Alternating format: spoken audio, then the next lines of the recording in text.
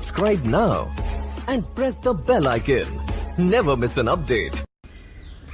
Hello guys, so today we will dictate a Hindu editorial passage named Appropriate Strategy regarding ban of PUBG and 118 other Chinese apps. So get ready for the dictation at the count of 3, 2, 1, start.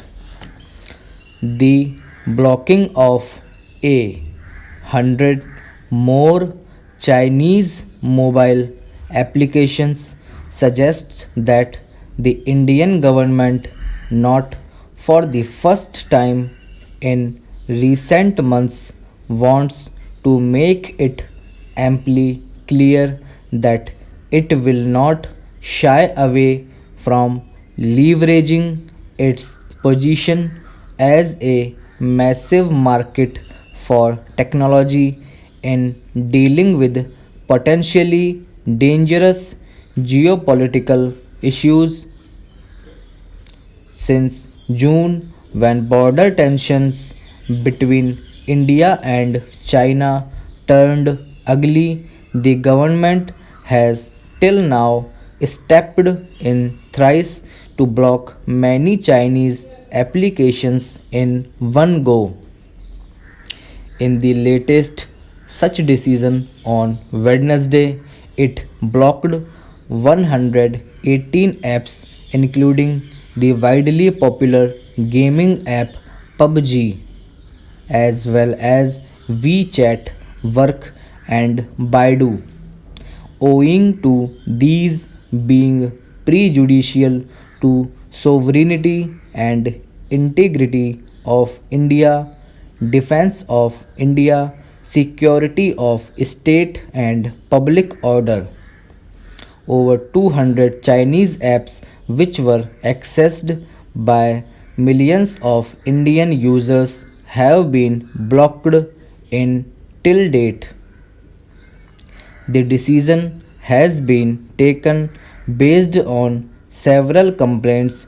A press release said of these apps stealing and surreptitiously transmitting users' data in an unauthorized manner to servers which have locations outside India.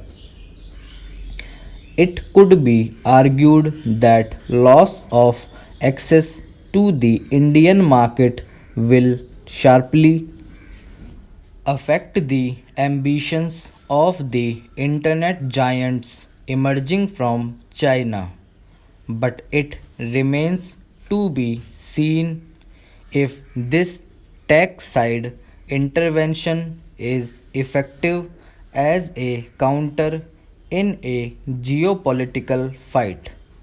Also, how far can India go to keep the Chinese players who are well entrenched in the global tech supply chain of the Indian market without prejudicing its own growth? Para. It is difficult to argue against decisions that are taken on the plank of national security, especially one arrived at by invoking the government's power under Section 69A of the Information Technology Act, a section upheld by the courts previously.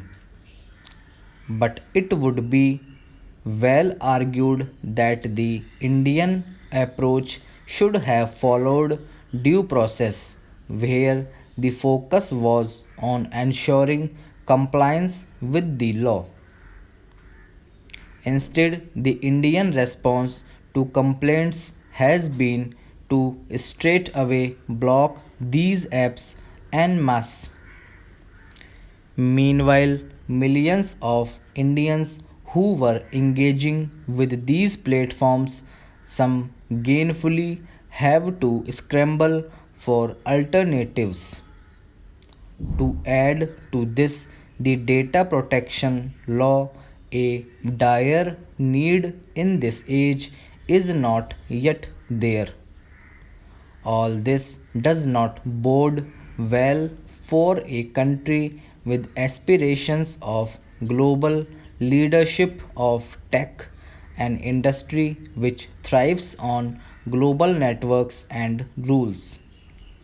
Ironically, China, which for years has unleashed widespread censorship of information and kept apps from outside of its internet, has found a rare chance to take the moral high ground.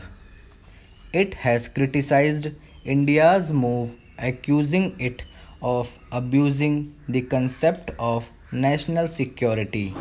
The last thing India needs is to be compared with China as far as its internet regulation goes.